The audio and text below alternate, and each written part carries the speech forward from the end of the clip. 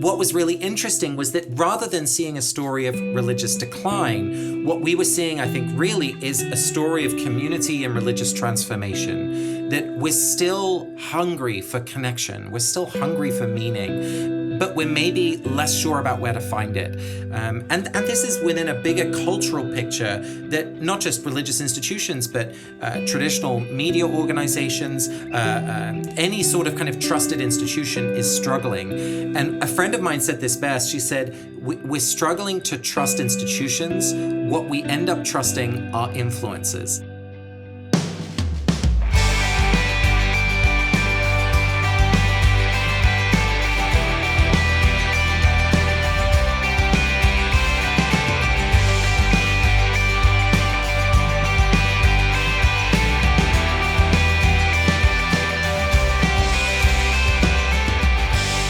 Welcome to Season 8 of the More Than Sunday podcast. I'm your host, Rohini Drake. And I'm your co-host for today, Eric Czechowski. This season, we're checking in with influencers. Not necessarily the TikTok or YouTube influencers that you might know of, but we're talking to those who are making positive and impactful changes in their community. And today, we are so grateful to be joined by Casper Kuile, author of The Power of Ritual and co-founder of Sacred Design Lab and The Nearness, which I'm really excited to talk about in just a minute, and also the host of a popular podcast called Harry Potter and the Sacred Text. Casper, we're so glad that you've taken some time to join us for these conversations and share a little bit more about how you're an influencer. Thank you for having me. Well, I balked slightly when you told me that was the theme, because I was like, oh no, do I have to do like a little cheesy dance to camera? But you've told me I'm spared for today. We need a TikTok reel from you. Yeah, exactly. You don't have to, but we'll take it if you give it to us. But yes, Casper, we're glad to talk to you, but I was wondering if you wouldn't mind, for those who may not be familiar with you, if you wouldn't mind sharing a little bit of your story and maybe what's led you to be an influencer in the world. Well, the older I get, the more I realize I'm basically a less good version of my mom, because I grew up in a little village in England. My parents are both Dutch, but they moved to the UK, and that's where I was born with my three sisters. And, we were raised in a non-religious household. I didn't really know anyone who went to church. Religion was kind of totally absent from my life. And certainly as a gay teenager, my impression of religious institutions was not a positive one. So it was a total surprise to everyone in my family when I ended up going to divinity school. But the reason I chose to do that was because I realized that the things that I cared about, which was bringing people together, helping make meaning of the trials and tribulations of life, trying to shape our world to be just and peaceful and sustainable. These were things that religious communities have thought about and struggled with over millennia. And it felt like the gifts that I had matched with the tradition of religious community in a way that was super surprising to me. And I've always been interested in figuring out how can we draw on the best of tradition, but find a new home or a new expression or a new relevance of some of those practices. And so Harry Potter and the Sacred Text is a great example, because my co-founder Vanessa Zoltan and I were drawing on her Jewish roots and my culturally Christian roots by practicing Lectio Divina or Chavruta, these kind of textual practices that people do traditionally, of course, with the Bible. But we said, what would happen if we did these practices with the Harry Potter books? And it ended up being this very surprising success where, there's an enormous fan community of these Harry Potter books. And suddenly people who particularly had maybe had a difficult experience with religion were rediscovering their spirituality by engaging with the books in this sacred reading way that we were sharing on the podcast. So I found myself in a very unexpected position where I get to sometimes share the gifts, I hope, of religious tradition with folks who wouldn't have gone looking for them, but when they find them, they're super happy that they did. Well, that's awesome. And so you mentioned, people finding their communities, and traditionally church has been that place where people have found community. But I know that in research that you've done and just kind of experiences and observations, you've seen that people are becoming less affiliated with church or organizations like that, but they are still really spiritually curious. So how has that kind of help guide you in the work that you're doing? Yeah, there's kind of two parts to this story. One is absolutely the data that's undeniable, right? For the first time in American recorded history, fewer than 50% of the population are members of a congregation. So we're definitely seeing a narrative of decline if you're looking at those statistics. But at the same time, what we found in our research at Harvard Divinity School was that people were showing up to secular communities like fitness communities, justice groups, creative groups, fan communities, all sorts of places that were ostensibly secular, but they were going there with questions that I would call spiritual. How do I navigate this, the divorce I'm going through? Or my mother has been diagnosed with an illness. How do I show up for her? And if you've been trained to teach people how to do CrossFit, you know how to teach fitness, but suddenly people are asking you questions like, can you officiate my wedding? Or can we host our leaving barbecue in the gym? And what was really interesting was that rather than seeing a story of religious decline, what we were seeing, I think, really is a story of community and religious transformation. That we're still hungry for connection. We're still hungry for meaning. But we're maybe less sure about where to find it. And this is within a bigger cultural picture that not just religious institutions, but traditional media organizations, any sort of kind of trusted institution is struggling. And a friend of mine said this best. She said, we're struggling to trust institutions. What we end up trusting are influences. And that's what made me think about our conversation today, because I think each of us, through the social media platforms that we have and the influence that we have, each of us is now, in a way, responsible for much more than we used to be when we used to fit into an institution much more easily. So that's something I think is really an interesting trend as we think about the kind of spiritual and community landscape we're in. Casper, thank you for that. I'm fascinated by the sort of human nature of people still seeking community, still asking the questions of meaning in life or searching for things beyond themselves, recognizing that we are part of the institution. What can FUMCR, First United Methodist Church Richardson, do to meet people who are spiritually curious? Well, one of the reasons why I've loved meeting people like Rohini and now you as well, Eric, is that what you realize very quickly when you look at the landscape outside of institutions is that people may be trying stuff, but they don't have a lot of support or a lot of training. And so for me, the gifts of institutions are that they know how to navigate a tragedy in the community, right? And so what I wouldn't want to say is that people feel less confident in the gifts of established traditional community life, because I think it's more important than ever. I think the secret for an institution is to make sure that we're always trying to come alongside others outside of the community. So rather than becoming inward-facing or even combative, how do we build relationships of mutual friendship, right? Real mutuality, not just me trying to recruit you or, bring you to Sunday service, even though we would love to see that happen, but real friendship of mutuality, and I'll show up for you and you'll show up for me. Because out of those friendships, often across difference, I think we see beautiful and exciting projects emerge.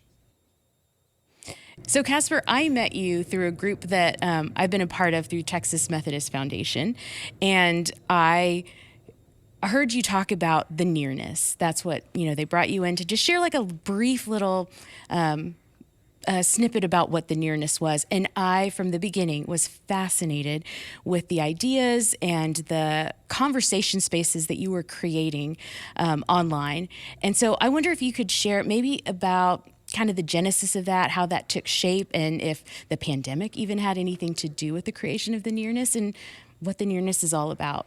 Yeah, absolutely. So the nearness in its essence is an invitation to be part of a small group that travels together over 8 weeks, meeting every week for 90 minutes to explore life's big questions with like-hearted people. And, for any Wesleyan out there listening, the power of small groups. And so I was definitely inspired by, all sorts of small group offerings from 12-step recovery programs to church ministry projects, formation groups of all shapes and sizes. And I was particularly interested in bringing people together who might not otherwise have met, but over time, by having these meaningful conversations and reflecting on life's big questions, build really beautiful connections and feel like this is a place where they can show up authentically and in a way that is life-giving. And so the way we structured that, and COVID was certainly a big part of it, was to have these groups meet online. And it meant that the small groups could get together at the same time every week, and they're peer facilitated. So there isn't a facilitator or an outside person who's leading the group. Instead, what we give people is what we call a guide sheet, which is basically a map of a series of conversation prompts, simple practices, including a simple breath and body meditation, a reading of a covenant, some journaling, some conversation, and a closing blessing. And it really gives a sort of a rhythm of reflection every week to help people make meaning of those big questions in life. And so what we found is that folks have been signing up from all across the USA, but also internationally. And then one day I got an email from this wonderful person called Rohini Drake, who lived in Richardson. And Rohini said, "This was so much fun. I wonder if we can bring this to our town." And honestly, Rohini, it's been so inspiring to work with you and the rest of your team now as well, because it's really helped us imagine how this very simple modality of small groups across different communities getting together could look like in local life. And my hope is, and of course we've just started the Richardson journey locally, my hope is that these new connections can become kind of like a connective tissue in a community at a time when I think so many of us feel distant from each other in one way or another, and to reweave some of those connections that hold us together as a local community.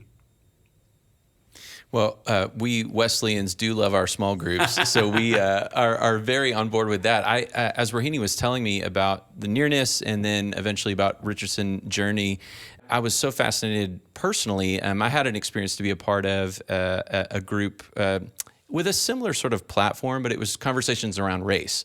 And what I appreciated so much about that, and you sort of alluded to it a little bit, Casper, too, is the structure of the gathering, in our particular context, it was online as well, but that the conversations were meant to be meaningful, relationship builders, and that there were opportunities really where the focus seemed to be around listening rather than talking, right? And so I was so excited and intrigued to hear more about this dream that you've had that has now come to fruition. So tell us a little bit more about the Richardson journey in and of itself. I mean, you've got this localized version of the nearness now. What are you hoping to learn from that project? Yeah, it's a great joy, and really credit to FUMCR for being our lead partner in this. Rohini and I have gone out into the local community and met with other congregations and businesses and community organizations to find partners who can help spread the word. So we've had a wonderful response from a number of those kind of friends in the Richardson area who've invited their friends and colleagues and members to be part of this. And so over these 6 weeks, what we're really hoping for is to weave together new friendships, new connections. As I said, one of the gifts I think of any community is that you end up sitting next to people who you might not have chosen to sit next to, but you discover through exactly what you were saying, that gift of listening, that real quality of presence that helps me know things about myself that I would never have realized unless you had given the gift of your sustained attention. And so through those unlikely friendships, my hope is that we really strengthen the local community. And I have learned that you cannot predict the wonderful things that come out of it, except to say, wonderful things will come out of it. So whether it's new collaborations, whether it's new friendships, whether it's new partnerships professionally, who knows what's going to come out of it. But I have learned again and again that relationships are the strategy towards the world that I want to live in, and so all I can do is try and weave together as many folks in that context where we can really encounter one another in a way where we really see each other's, I don't want to say true nature, but so often a new connection happens when you're like, oh, what do you do? Or, how long have you been a parent at the school? Or, nice chit chat. But we don't really get to the really meaningful stuff. And when we do, that's when beautiful things emerge. So in a world where so many folks are craving that right. intimate connection and having more meaningful conversation than, as you say, how long have you been a parent at the school, or those sorts of things, I would imagine many of our listeners would be really intrigued in being a part of these conversations. If some of our listeners missed being a part of the Richardson journey, where can they go to have these kinds of conversations? Well, definitely check out the nearness.coop. We'll be opening another journey in the winter months. And, I would also say that it isn't rocket science. I think you and I both spend a lot of time kind of thinking about how do we design these kind of contexts where people connect. And my hope is that as much as people participate in what we're offering, is that really we're rebuilding a muscle that is a sort of relational, civic, spiritual muscle that is all about creating these spaces in our families, in our neighborhoods, in our organizations. And so I hope people will get involved with the nearness, but I really hope that people will kind of take this approach out into the world wherever they are. And that's why I feel like we're such good partners in this work with FUMCR, because I know that's what you're doing as well in the congregation. And so one of the reasons that I was particularly drawn to the nearness, like aside from these conversations that I didn't have space to have anywhere else, is when I found out more, you shared more about how they're even set up. Like you mentioned the guide sheet and kind of what you call in the nearness the covenant, because I felt like that was such a piece of that has been missing in different conversations that I've had. And I wonder if you'll share a little bit about maybe how those were developed or how those keep these conversations from either spiraling out of control, but it also sets up this place where people can enter these spaces and feel respected and in some ways safe to have these types of conversations. I love that, Rohini. I would say if there's any special source that I have learned, it is the practice of covenant. And I think so many of us have been in workshops where we write down like ground rules and they get put on a piece of paper on the wall and then we kind of forget about them. I want to stress that this is not that, because the practice of covenant is really walking into a conversation, sharing a set of intentions of how we want to be together, because the future is unknown. It's not a contract where you set out, you're going to pay me $12 and I'm going to give you a kilo of oranges or whatever it else, right? That's when you know what's coming. A covenant is a commitment we make to each other when we don't know what's coming. And a marriage is maybe, the wedding vows are kind of maybe the best example that we have. But a covenant basically sets that shared intention. And what I love about it is that we read that covenant aloud every single week. And it sounds like we're over-egging the pudding, but it makes such a difference because we need reminding, at least I do, wait, how did we want to be? Oh, yeah, it's about being open-hearted. It's about being a generous listener. It's about, ensuring that we're countering marginalization in all its forms. It's cherishing the beautiful resonance between us. Just those phrases start to kind of, like water over a stone, it starts to shape how I am in this time together. But here's the crucial thing. We also really try and be explicit that people will be disappointed in one another and in themselves, and that the covenant is the tool that helps us find our way back to each other. And I think that's one of the most important pieces of covenantal community, is that we make that commitment to keep returning towards each other. And so reading that aloud every time, it just shapes gently but clearly how we want to show up for each other in our time together. And I love that resonated with you, because it's one of the greatest gifts I've received from friends and colleagues over the years. Well, and Rohini, I'm so glad that you asked that question, because I alluded to it a little bit earlier, but the group that I was a part of had a similar sort of structure, and it was the conversation was so meaningful to me, but I felt like one of the greatest things that I took from it was how to have difficult conversations with respect and with grace. And Casper, you mentioned it shapes how you are within the group, but I felt like it also sort of reoriented or realigned my DNA a little bit from outside those conversations about how I want to be out in the community and how I want to be when I'm having difficult conversations outside of a group with this covenant, right? And so what would it look like for all kinds of people in all kinds of different walks of life to have their DNA rewired a little bit for how to have difficult conversations. And that's a beautiful thing. 100%. And that's why for me, we have practices like, especially if you think about meditation or, practices where you're focusing your attention or you're cultivating a sense of presence.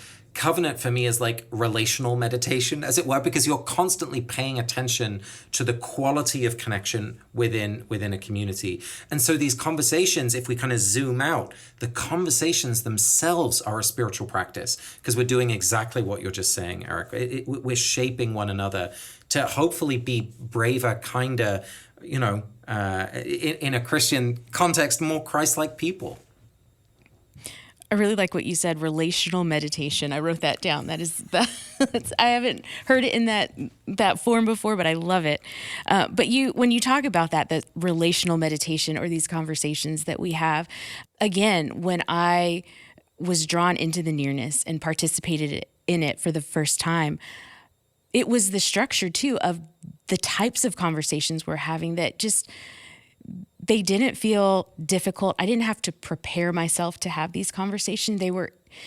Everything was inside of me, and the prompts and the way that the time flowed just brought out things that were like, oh yeah, of course. Why don't I talk about this more? So I'm wondering if you could give, for those who haven't experienced the nearness maybe yet, maybe some of your favorite prompts or your favorite topics that the nearness kind of covers or brings people into conversation around. Yeah, so each week there's a different core practice, and sometimes it's responding to a text like a piece of poetry. Sometimes it's a visualization exercise. Sometimes it's a storytelling prompt. So one of my favorite storytelling prompts is essentially what we call a spiritual autobiography, which is a great way to get to know a group where we just invite people to share what's the story, especially of your younger years, of your childhood and adolescence, and how faith or spirituality shaped that in one way or another. And I find it so helpful to start with an exercise like that. Or in the Richardson journey, we're inviting people to draw a river of belonging, to illustrate when have I felt connected deeply in my life and when have I felt disconnected. So we give ourselves a sort of map of where we've come from that helps everyone else know, 4, 5, 6 other people in the group. Everyone suddenly has an understanding of like, oh, when you're talking about this, I know that that's important to you because A, B, and C. It contextualizes the convictions that people have.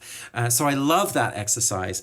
Another one that I've really enjoyed doing is a sort of values clarification exercise, I'll call it. But essentially, we just get the invitation to think, what are some really core values that I try to live by? Where do I get to fulfill that commitment, and where do I fall short?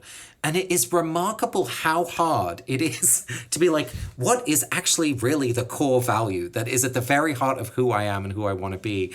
And it's a remarkable gift once you've done that to go into a situation where you're unsure about what to do and then remember, oh, my core convictions are about love and courage. Okay. That actually helps me know what I need to do next. So these kind of exercises, it feels like we should know all of this stuff, or we should have these conversations every day, but we need a little help, I think. And that's really what the nearness structure is all about giving. Well, it sounds like, it's sort of become overused or cliche, but to know the why, That's right? right. It sounds like what you're doing is helping people identify their why so that when they walk into certain circumstances or situations, it provides clarity for them. And so often in my life, that seems to be the thing that I'm praying for, right? Is I have a decision to make. We all have micro decisions that we have to make every single day, but I have this decision I have to make, or this, whether it's large or small, God provide me clarity to make the decision, right? And if I have this guiding core foundation to be able to do that, again, I think so many people, that sounds refreshing to me. Like I have things that we tell our kids and some other things, but I think to myself, wow, I don't, if somebody asked me, like, give me the elevator pitch of the core values, like it wouldn't roll off my tongue quickly, right? And so what a gift I'm sure that is to be able to help people identify that for themselves. And you know what I love, Eric, is watching someone else do it helps me know what it is for me too. And that's in this values exercise, but it's in every conversation. I will usually show up thinking that, I'm going to learn something about myself, but nearly always I end up being really moved by what someone else has shared, and that then helps shape who I want to become. And so that gift of the structure of mutuality and just mutual generosity is one of my favorite things about this. And I think that's why that's why I'm such a John Wesley fan, because he really understood, right, the power of small groups for exactly this. Well, Casper, thank you so much. And it's exciting that we have launched Richardson Journey, and we don't know yet what fruits may come of it or what next steps look like, but to be in the midst of it and to know that there are people in our community right now participating and getting to have these conversations essentially with neighbors that maybe they didn't know until they joined their small group last week. We're so glad that you're a partner with us and that you've shared this idea with those in this community. And also just thank you for taking the time to talk to us today.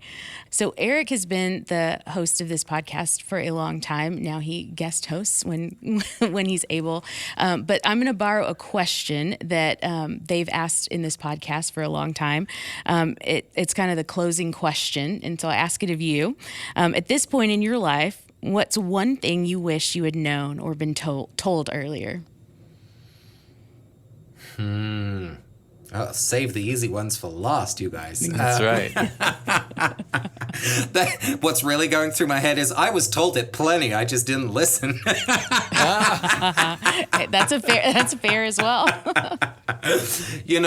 I think something that has helped me a great deal, and I'm not there yet, but I feel like I'm getting there, is to worry less about what people think. That the decisions that kind of, or the anxieties that live in my brain are very much about, oh gosh, am I going to make a fool of myself? And nearly every time when you follow your heart and you make wise choices as best we can, people either don't care or they're going to celebrate you. So I think that's something I wish I had really embodied, because I think so many of us are afraid, and fear. One of my favorite definitions of sin is essentially the fear that surrounds us from living a life of courage and love and justice and joy. And so growing in my